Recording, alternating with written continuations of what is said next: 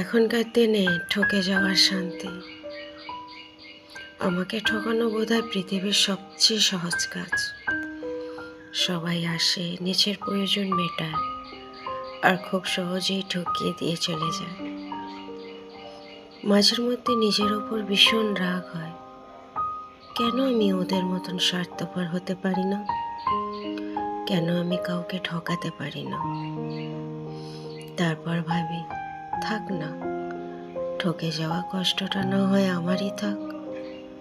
অন্যের বিশ্বাস ভেঙে পাওয়া মিথ্যে হাসির চেয়ে নিজের বিবেকের কাছে পরিষ্কার থাকা, এই বোকামাইটাই আমার কাছে অনেক বেশি দামি।